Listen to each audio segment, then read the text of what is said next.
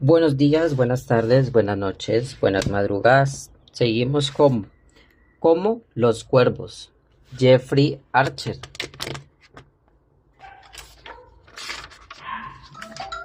Vamos en el capítulo número 3 y se llama el título Charlie 1900-1919, capítulo 3.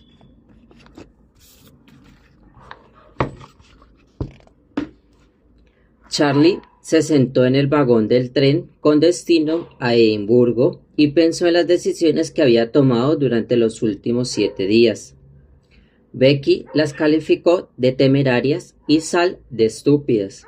Directamente, la señora Smith opinó que no debía ir hasta que le llamaran, y Grace continuaba atendiendo a los heridos en el frente occidental, de modo que no se enteró de lo que había hecho.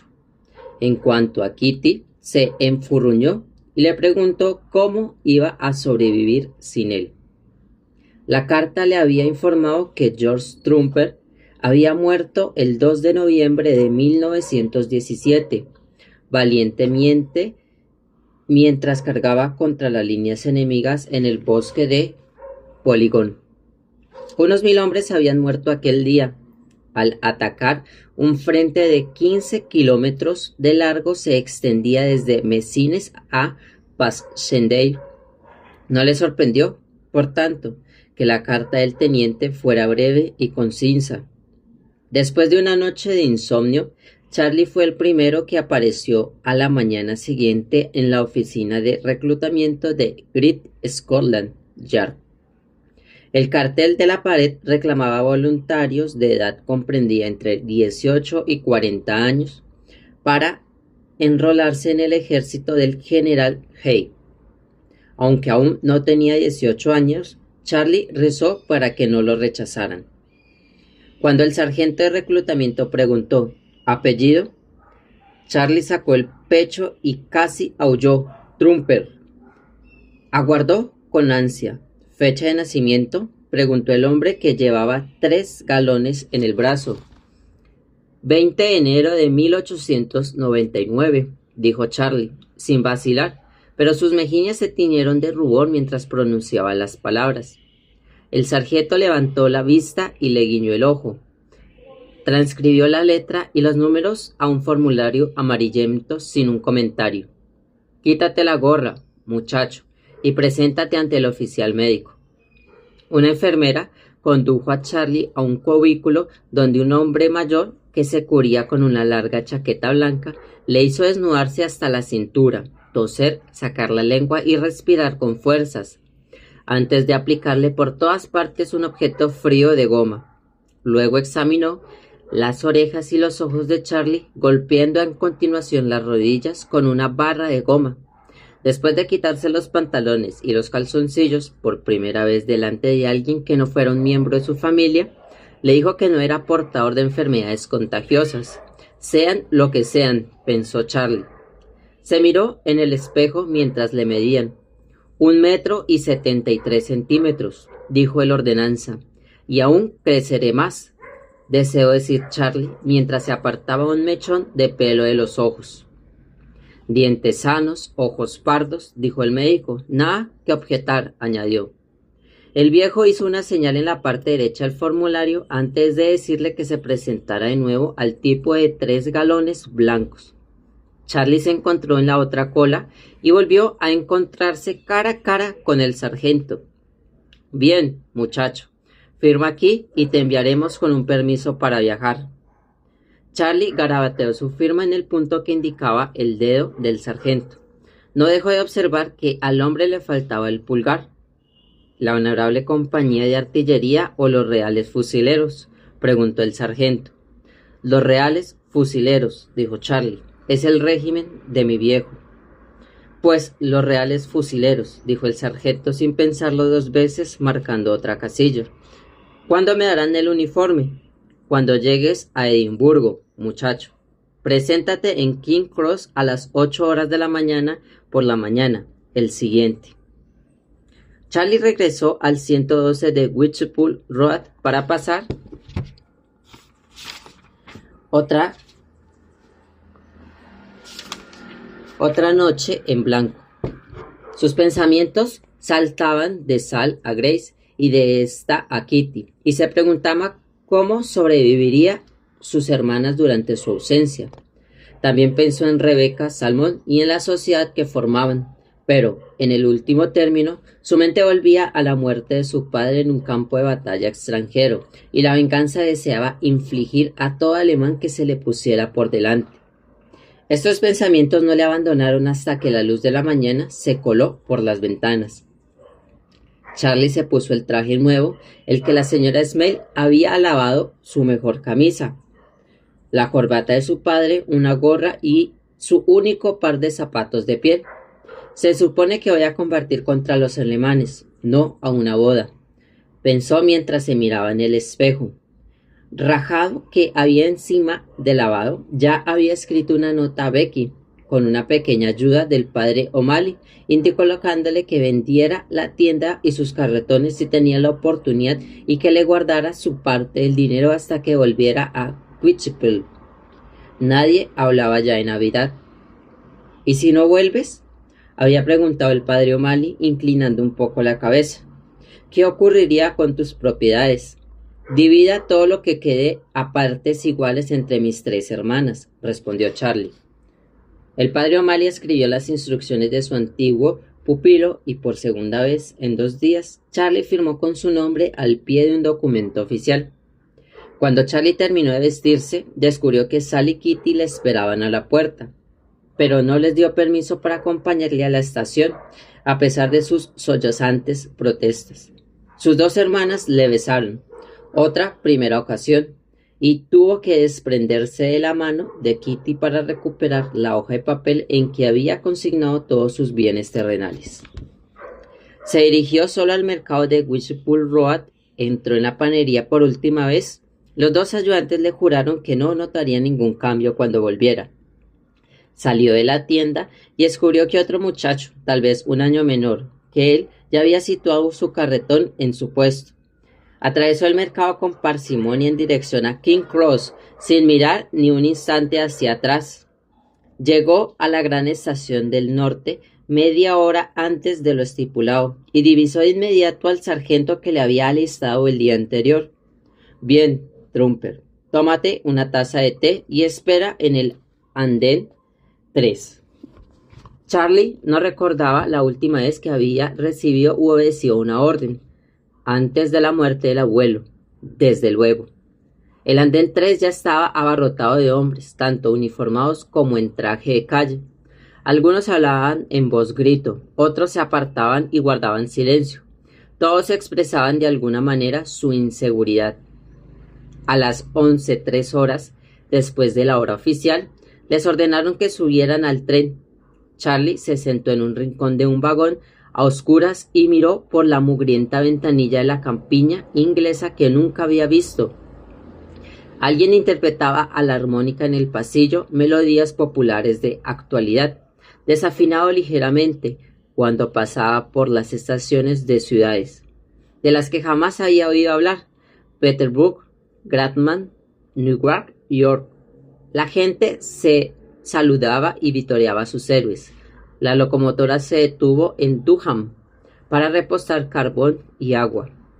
El sargento les dijo que bajaran, estiraran las piernas y tomaran otra taza de té. Añadió que, con un poco de suerte, hasta podrían conseguir algo para comer. Charlie paseó por el andén mordisqueando un pegajoso bollo a los acordes de una banda militar que tocaban Land of Hope and Glory. La guerra que estaba por todas partes.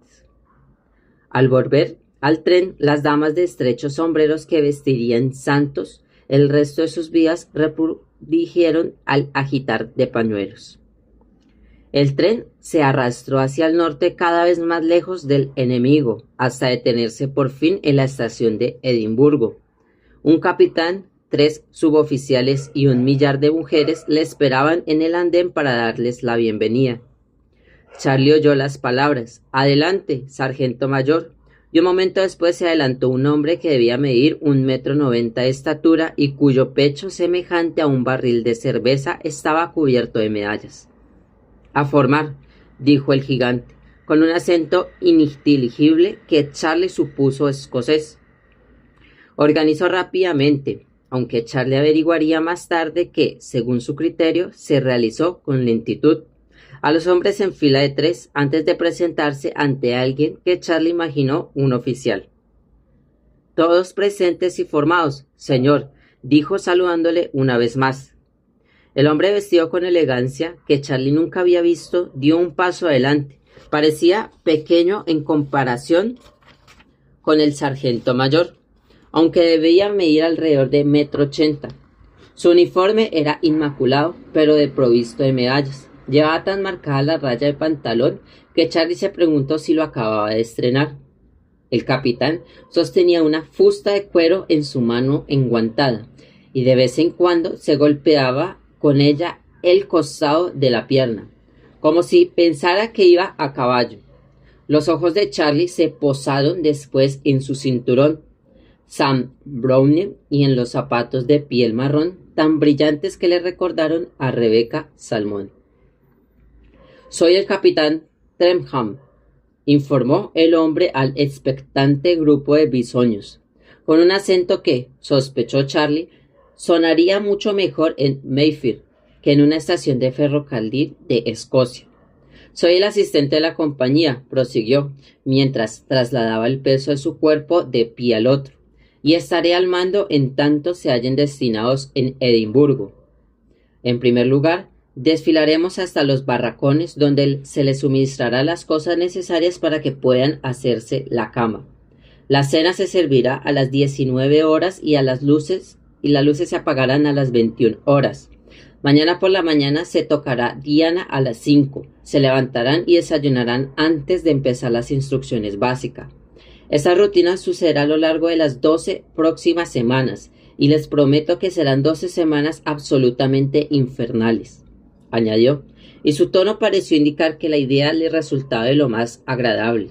«Durante este periodo, el sargento mayor Philpott será el suboficial al mando del batallón.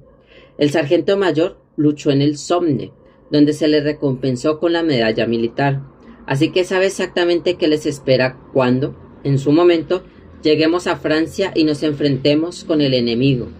Presten atención a todas y cada una de sus palabras, porque es posible que eso les salve la vida. Adelante, sargento mayor». «Gracias, señor», ladró el sargento mayor Philpott. La abigarrada banda miró con temor a la figura que estaría al mando de sus vidas durante los siguientes 3 meses.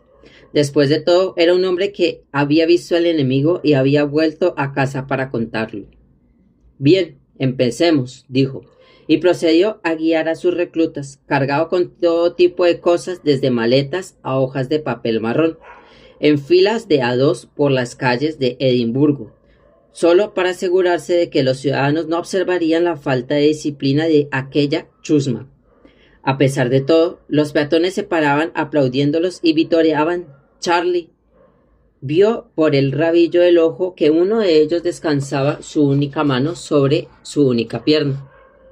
Unos 20 minutos más tarde, después de subir la colina más grande que Charlie había visto en su vida y que le dejó literalmente sin aliento, entraron en los barracones del castillo de Edimburgo. Aquella noche, Charlie apenas abrió la boca para escuchar los diferentes acentos de los hombres que parlotaban a su alrededor, tras una cena compuesta de sopa de guisantes.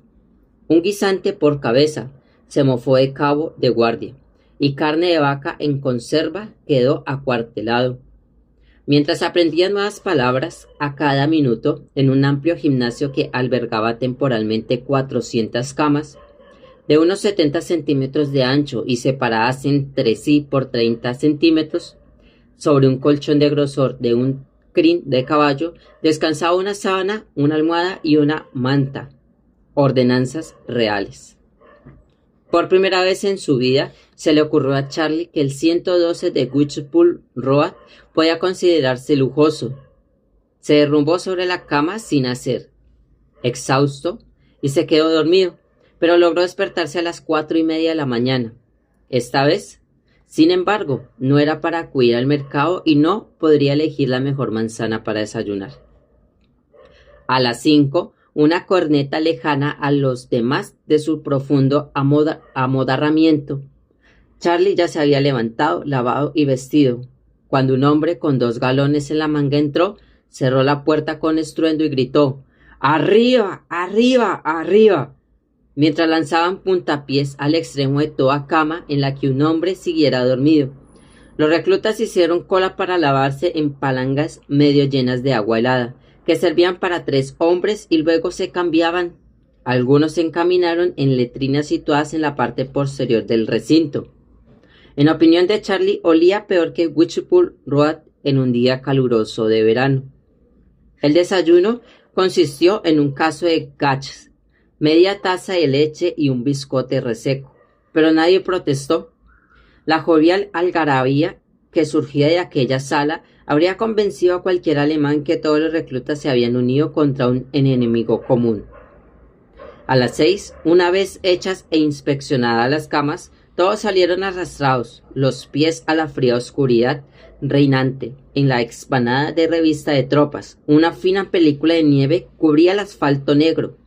Sí, esto es la plácida Escocia. Yo soy alemán. Charlie oyó proclaman a un acento cockney.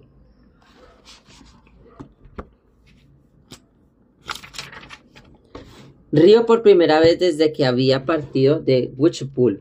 Se abrió paso hasta un joven muchacho más bajo que él. Se frotaba las manos entre las piernas para intentar calentarse. ¿De dónde eres?, preguntó Charlie. De Poplar, amigo. ¿Y tú? De Whitechapel. Extranjero de mierda. Charlie miró a su nuevo compañero. El hombre no mediría ni 1 centímetro más de 1,5 metros. Era flaco, de cabello oscuro, rizado y ojos centellantes, que nunca estaban quietos, como si buscara siempre problemas. Su reluciente traje con coderas que le colgaban como un saco, proporcionándole a sus hombros el aspecto de un perchero. Me llamo Charlie Trumper. Tommy Prescott, fue la respuesta. Interrumpió sus ejercicios de calentamiento y extendió una mano. Charlie la estrechó vigorosamente. Silencio en las filas, rugió el sargento mayor. Formen en columnas de 3, los más altos a la derecha, los más bajos a la izquierda. ¡Muévanse! Los hombres se separaron. Durante las siguientes 2 horas llevaron a cabo lo que el sargento mayor describió como instrucción. La nieve manaba incesantemente del cielo, pero el sargento mayor no permitió que cuajara ni un copo sobre sus dominios. Desfilaban entre 3 filas de 10. Charlie aprendió más tarde que se llamaban sesiones. Balanceado los brazos hasta la altura del hombro, las cabezas bien erguidas a 120 pasos por minuto. Cumplió, muchachos, y no pierdan el paso. Eran las frases que le gritaba a Charlie una y otra vez. Los alemanes también andan desfilando por ahí y se mueren de ganas por zurrarlos, de lo lindo, les aseguró el sargento mayor mientras la nieve continuaba cayendo. De haber estado en Whitechapel, Charlie se habría sentido feliz de correr arriba abajo del mercado de 5 de la mañana a 7 de la noche, boxear un poco en el club, tomar un par de pintas de cerveza y repetir idéntica rutina al día siguiente sin pensarlo 2 veces. ¿Pero cuándo? El sargento mayor les dio un descanso de 10 minutos a las 9 para tomar una bebida de cacao caliente. Se desplomó sobre la hierba del borde, exhausto. Levantó la vista y descubrió que Tommy Prescott le estaba mirando. ¿Un cigarro? No, gracias. ¿En qué trabajas?, preguntó Tommy, encendiendo el cigarro. Tengo una panadería en la esquina de Whitechapel Road y una... Ahórrate lo demás, ya tengo bastante, dijo Tommy. Ahora me dirás que tu papá es el alcalde de Londres. No exactamente, rió Charlie. ¿Y tú qué haces? Trabajo en una fábrica de cervezas. Whitbread y Cia, calle Chiswell S1. Soy el que pone los barriles en los carros y luego los llamelos me llevan por él en el East End para hacer las entregas. La paga no es buena, pero puedo emborracharme cada noche antes de volver. ¿Por qué te has enrolado? Esa es una larga historia, replicó Tommy. Mira, Para empezar, bien, a formar, inútiles, gritó el sargento mayor Philop, y ningún hombre retuvo el aliento necesario para pronunciar una palabra durante las 2 horas siguientes, en que desfilaron arriba y abajo una y otra vez. Charlie tuvo la impresión de que, cuando parase, los pies le fallarían. La comida consistió en pan y queso. Charlie no se habría atrevido a vendérselos a la señora Smith mientras devoraba ávidamente. Tommy le contó que, a la edad de 18 años, le había ofrecido la alternativa de pasar 2 años en los calabozos de su majestad o presentarse como voluntario para combatir para la patria y el rey. Tiró una moneda al aire y la cabeza del rey quedó cara arriba. ¿2 años? Preguntó Charlie. ¿Por qué? Por César, un poco de aquí y allí, y hacer un trato adicional con uno de los hosteleros más astutos. Llevaba haciéndolo un montón de tiempo. Hace 100 años me habría colgado en el acto o enviado a Australia, así que no puedo quejarme. Al fin y al cabo me entrenaron para eso, ¿no? ¿Qué quieres decir?, preguntó Charlie. Bueno, mi padre era un ratero profesional, y sus padres, antes que él, tendrían que haberle visto la cara del capitán Trenham cuando supo que había elegido el destino en los fusileros antes de que volver a la cárcel. El tiempo que se le concedió para comer fueron 20 minutos. Después dedicaron la tarde a encontrar el uniforme adecuado. Charlie, que descubrió tener una talla normal, se las arregló con bastante rapidez, pero tardaron casi 1 hora en localizar algo más a menudo ajustado a las medidas de Tommy, sin que pareciera a punto de concursar en una carrera de sacos.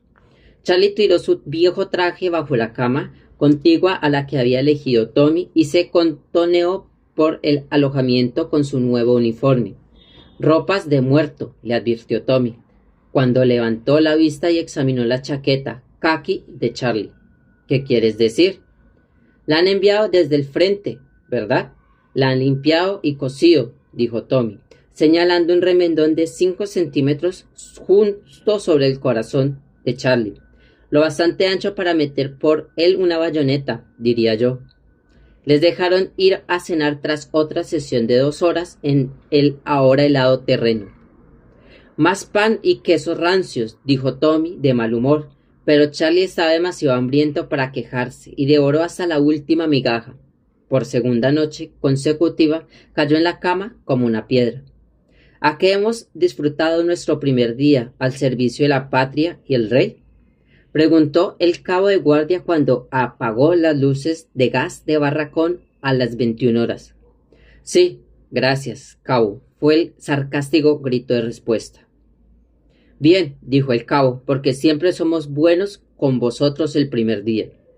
Se elevó un rugido que, en opinión de Charlie, debió oírse en pleno corazón de Edimburgo. Oyó por encima del nervioso parloteo el toque de retreta. Ejecutaba la corneta desde la torre del castillo. Cuando despertó a la mañana siguiente, saltó de la cama al instante y estuvo lavado y vestido antes de que nadie se moviera. Hizo la cama y estaba sacando brillo a las botas cuando sonó la diana. ¿A qué somos madrugadores?, dijo Tommy, dándoselas de vuelta. ¿Pero para qué molestarse?, me pregunto yo, cuando lo único que os van a dar para desayunar es un gusano. Si eres el primero de la cola, al menos el gusano está caliente, respondió Charlie. Y en cualquier caso, los pies en el suelo, rugió el cabo, enterrado en el alojamiento y golpeando al pasar el borde de cada cama con su porra. Claro que, sugirió Tommy, mientras intentaba reprimir un bostezo, un propietario como tú ha de levantarse pronto para vigilar que sus empleados trabajen y no estén rascando la tripa. Vosotros dos dejad de hablar y moveos, dijo el cabo, y vestíos os la pasaréis canutas. Ya estoy vestido, indicó Charlie. No me repliques, muchacho, y llámame cabo, si no quieres pasarte el día limpiando letrinas. La amenaza bastó para que Tommy pusiera los pies en el suelo. La segunda mañana consistió en más instrucción, amenizada por la septentrional nieve, que ya tenía un espesor de 5 centímetros. Seguía de otra comida a base de pan y queso. La tarde, sin embargo, fue destinada a lo que en los reglamentos de la compañía se definía como juegos y pasatiempos. Se cambiaron de equipo antes de trotar hacia el gimnasio para realizar ejercicios físicos, seguidos de instrucción de boxeo. Charlie, que era ahora un peso medio ligero, no veía el momento de subir al ring. En tanto, Tommy se las arregló para mantenerse alejado de la línea de fuego toda la tarde, aunque ambos eran conscientes de la presencia amenazadora del capitán Trentham. Da la impresión de estar siempre al acecho, sin quitarles el ojo encima. La única sonrisa que cruzó sus labios en toda la tarde se produjo cuando vio a alguien caer inconsciente de un golpe, y cada vez que pasaba frente a Tommy se limitaba a fruncir el ceño. «Soy escurridizo como un águila», explicó Tommy a Charlie. Aquella noche, sin duda, habrás oído la expresión «segundos fuera». Bien, ese soy yo. Yacía en la cama mirando al techo. «¿Nos escaparemos alguna vez de este lugar, cabo?», preguntó Tommy, cuando el cabo de guardia entró en el barracón unos minutos después. «Por un buen comportamiento, ya sabe». «Se os permitirá salir el sábado por la noche», dijo el cabo, 3 horas libres, de 6 a 9, para hacer lo que se les dé la gana. Sin embargo, no os alejaréis más de 3 kilómetros de los barracones. Vuestro comportamiento será el propio de un fusilero real, y os presentaréis en el cuartel de la guardia sobrios como un juez en minuto antes de las 9. Dormid bien, queridísimos. Esas fueron las últimas 2 palabras del cabo antes de iniciar la ronda de los barracones y apagar todas las luces de gas. Cuando por fin llegó el sábado por la noche, 2 soldados destrozados con los pies magullados y los miembros doloridos exploraron todo cuanto les fue posible la ciudad en 3 horas, con solo 5 chelines para gastar entre los dos. Un problema que limitó sus interminables discusiones sobre qué taberna elegir. A pesar de eso, Tommy parecía saber cómo sacar más cerveza por penique a cualquier patrón de lo que Charlie había soñado jamás.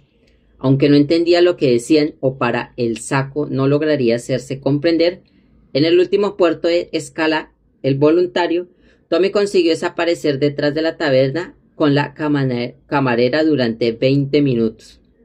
«¿Qué estabas haciendo allá afuera?», preguntó Charlie. «¿Tú qué piensas, idiota? Pero solo te has asuntado 10 minutos. Lo suficiente. Solo los oficiales necesitan más de 10 minutos para lo que yo estaba haciendo». A lo largo de la semana siguiente tuvieron su primera lección de conocimiento de fusil, prácticas de bayoneta y hasta una sesión de lecturas de mapas. Mientras Charlie no tardó en dominar el arte de leer un mapa, a Tommy solo le costó un día comprender el manejo de un fusil. A la tercera lección ya sabías montarlo y montarlo más rápido que el instructor. El miércoles por la mañana, el capitán Trentham les dio su primera conferencia sobre la historia de los fusileros reales. Charlie la hubiera disfrutado, de no ser porque Trentham dejó la impresión de que ninguno de ellos merecía estar en el mismo regimiento que él. Aquellos de nosotros que elegimos los fusileros reales antes que ningún otro, por razones de vínculos familiares, tenemos el derecho a pensar que permitir a criminales unirse a nuestras filas solo porque estamos en guerra no redundará en beneficio de la reputación del régimen, dijo mirando directamente a Tommy. «Presumido de mierda», masculló Tommy, en voz lo bastante alta para que lo captaran todos los oídos presentes en la sala de conferencias, excepto los del capitán. El capitán Trentham volvió al gimnasio el jueves por la tarde, pero esta vez no se golpeaba el costado de la pierna con una fusta. Iba pertrechado con una camiseta blanca de gimnasta, pantalones cortos azul oscuro y un grueso jersey blanco. El nuevo atavío estaba tan limpio e inmaculado como su uniforme. Paseó por la sala observando cómo los instructores ponían a prueba a los hombres y, al igual que en la anterior ocasión, pareció mostrar su interés especial por lo que ocurriría en el cuadrilátero de boxeo.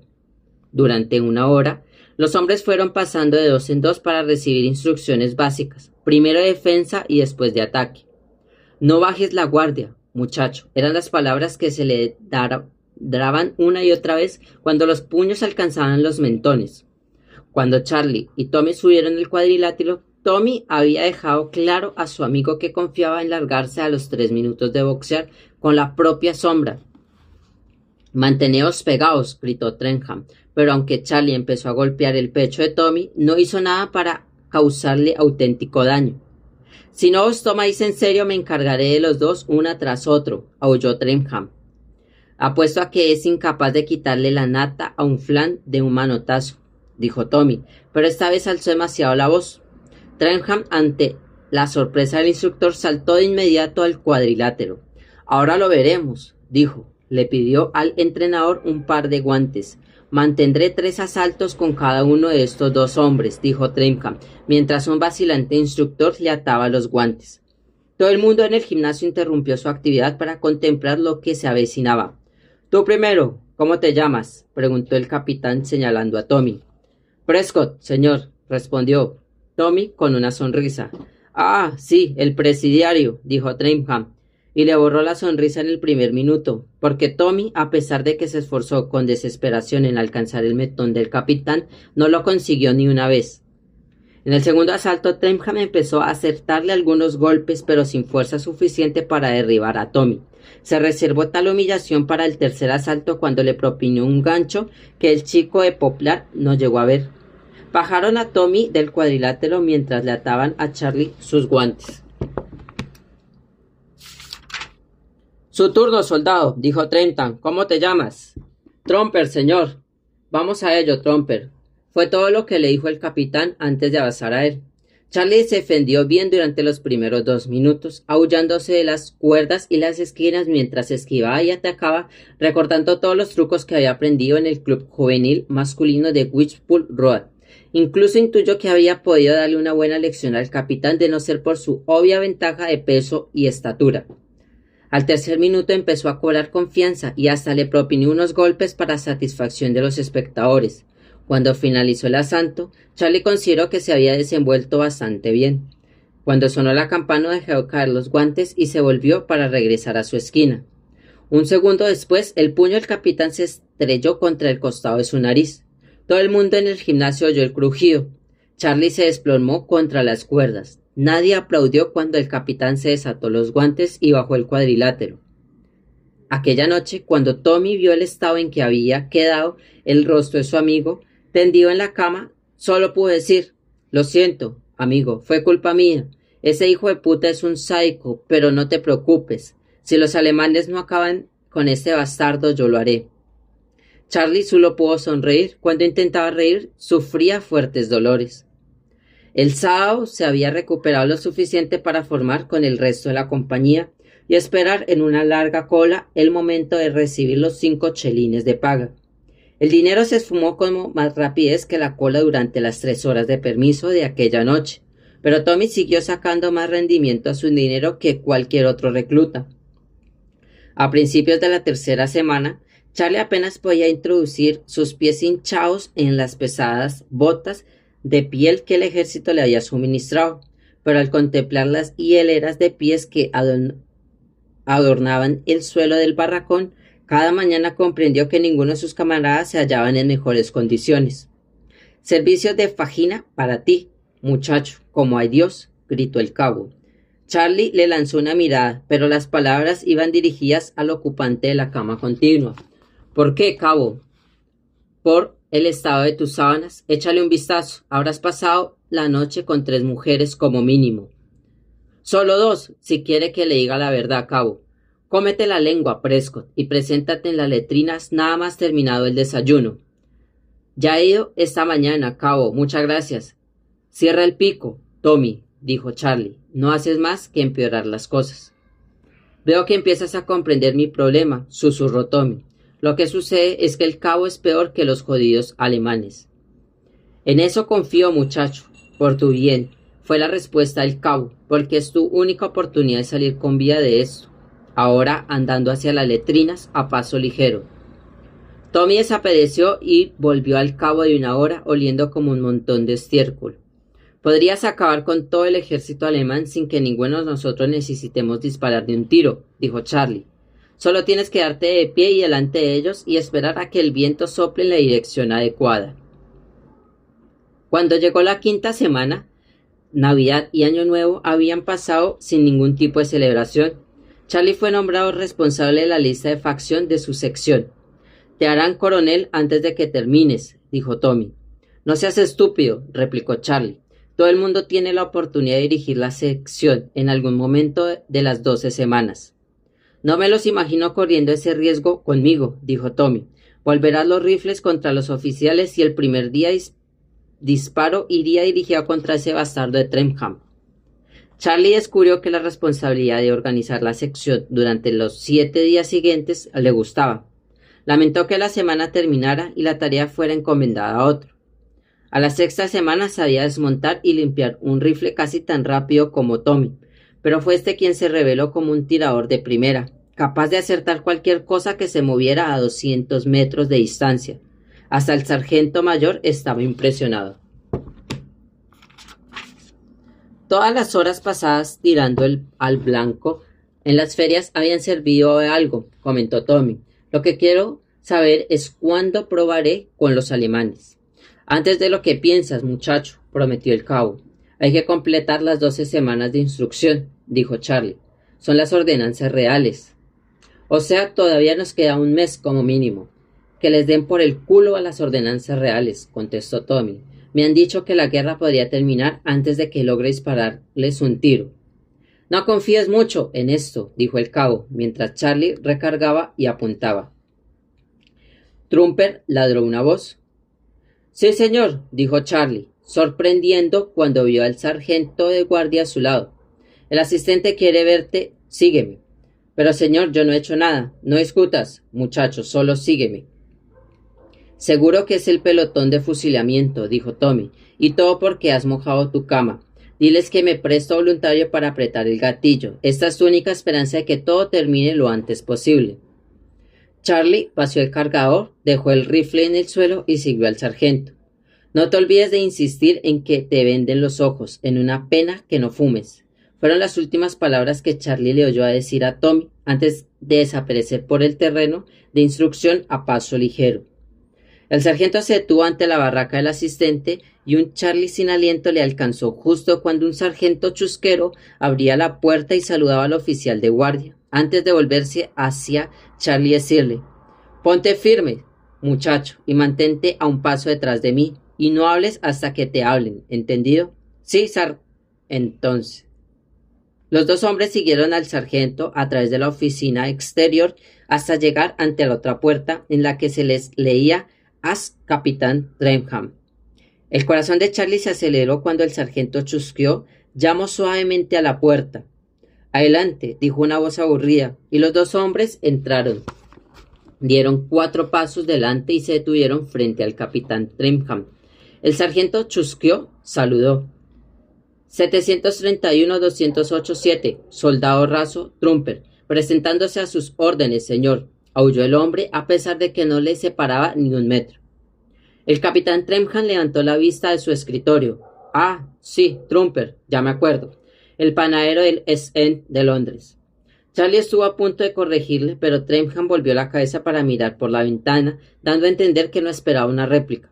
«El sargento mayor no te ha quitado el ojo de encima desde hace varias semanas», continuó Trentham, «y cree que serías un buen candidato para ser ascendido a cabo intermedio. Debo decirte que abrió mis dudas. Sin embargo, acepto que de vez en cuando es necesario ascender a un voluntario para mantener la moral alta entre las filas. Supongo que aceptarás esta responsabilidad, ¿verdad, Trumper?», añadió sin dignarse mirar a Charlie. Charlie no sabía qué decir.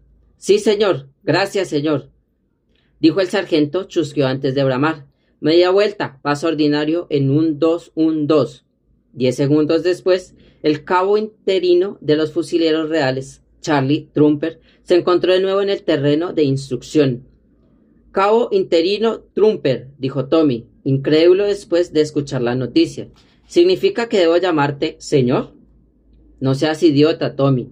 Cabo será suficiente», sonrió Charlie, sentándose en el extremo de la cama para coser un galón en su uniforme. A partir del día siguiente, los 10 hombres que componían la sección de Charlie empezaron a desear con todas fuerzas que no hubiera pasado los últimos 14 años de su vida acudiendo al mercado a primera hora de la mañana. Su instrucción, sus botas, su rendimiento y su adiestramiento con las armas se convirtieron en una leyenda para el resto de la compañía. A medida que Charlie les obligaba a esforzarse cada vez más, el momento supremo de Charlie llegó la 11ª semana, cuando abandonaron las barrocas para viajar a Glasgow, donde Tommy ganó el trofeo del rey para tiradores de rifle, derrotando a los oficiales y a hombres de otros 7 regimientos. «Eres un genio», dijo Charlie, cuando el coronel entregó a su amigo la copa de plata. Me preguntó si encontraremos una perista mediante bueno en Glasgow. Fue el único comentario que Tommy sobre el tema. El desfile que marcó el fin de su adiestramiento se celebró el sábado 23 de febrero de 1918. Concluyó con el desfile de la selección de Charlie al compás de la banda del regimiento. Por primera vez se sintió como un soldado, a pesar de que Tommy seguía pareciéndose un saco de patatas. Cuando el desfile tocó a su fin, el sargento mayor Philip felicitó a todos por primera vez en 3 meses, y antes del rompanfilas anunció a las tropas que podían tomarse libre el resto del día, pero que debían regresar a los barracos y meterse a la cama antes de las 12. La compañía asoló Edimburgo por última vez. Tommy volvió a tomar el mando mientras los chicos del pelotón número 11 se tambaleaban de taberna en taberna, cada vez más borrachos hasta terminar en su local provisional, el voluntario de Lake Walk. Los chicos quedaron alrededor del piano, engullendo todas más pintas y cantaron Pack Up Your Trust in Your Okay Bags, antes de repetir el resto de su limitado repertorio una y otra vez. Tommy, que les acompañaba a la armónica, reparó en que Charlie no apartaba sus ojos de la camarera Ross, quien, a pesar de que rebasaban los 30 años, no dejaba de coquetear con los jóvenes reclutas. Se separó del grupo para reunirse con su amigo en la barraca. «¿Te gusta, eh?» «Sí, pero es tu chica», respondió Charlie, y siguió mirando a la rubia de cabello largo que fingía ignorar sus intenciones. Se dio cuenta de que llevaba desabrochado un botón más de los que solía. «Yo no diría eso», contestó Tommy. «En cualquier caso, te debo una por esa nariz rota. Tendré que hacer algo por remediarlo». Charlie rió al escuchar eso. Tommy le guiñó un ojo a Rose y dejó a Charlie para reunirse con ella en el extremo de la barra. Charlie fue incapaz de mirarle, pero veía en el espejo colocado detrás de la barra que estaba enfrascado en una ánima conversación y que Rose se movía de vez en cuando a mirarle.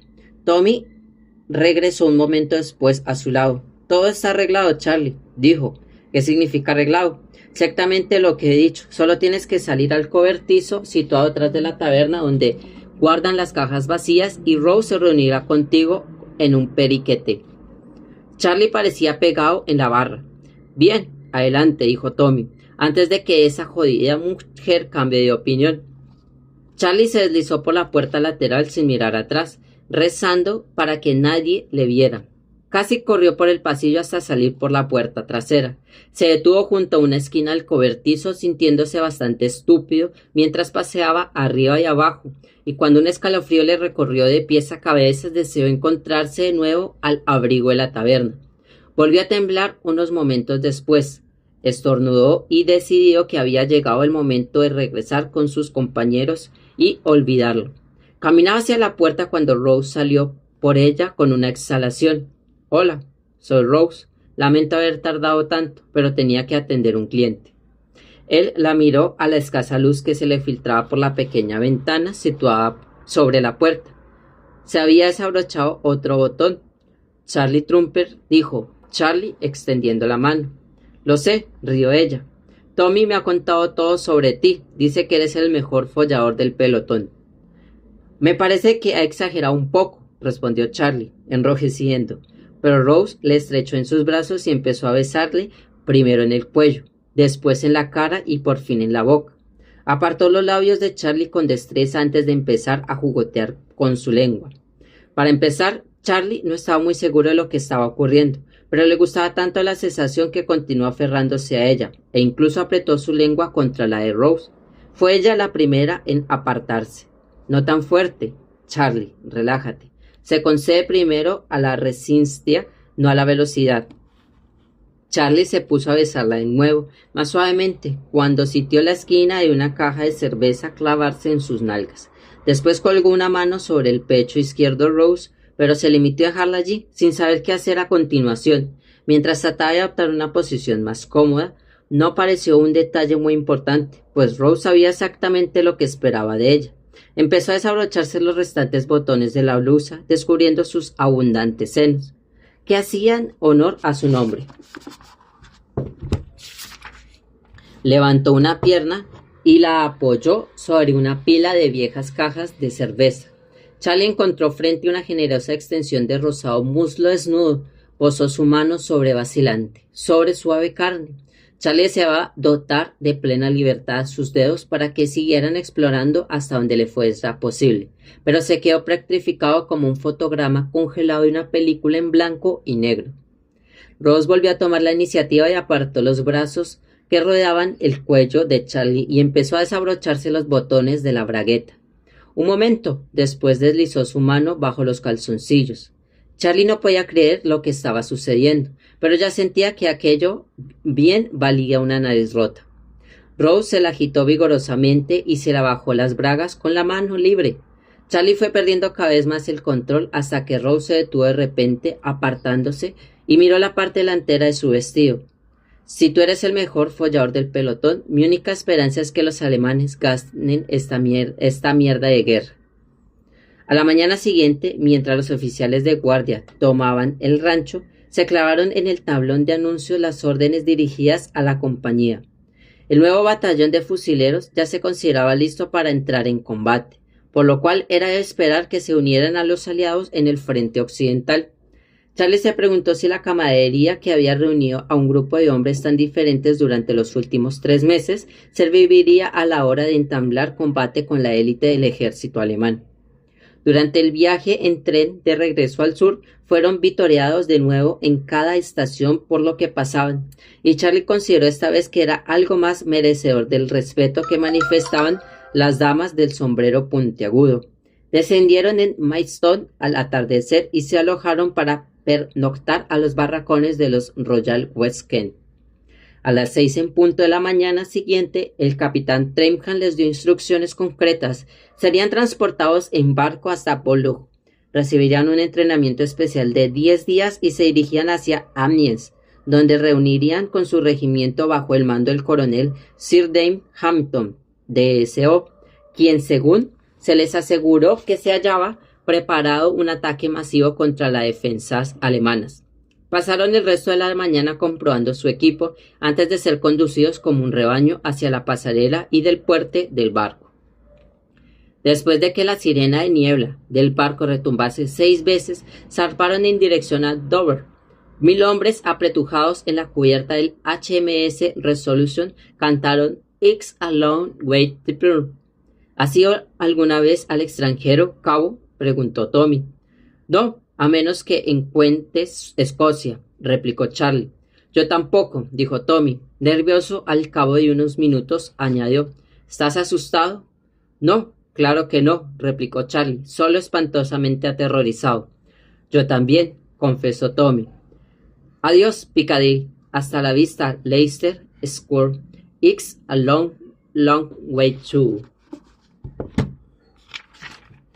Se fue el capítulo número 3. Muchas gracias por su atención.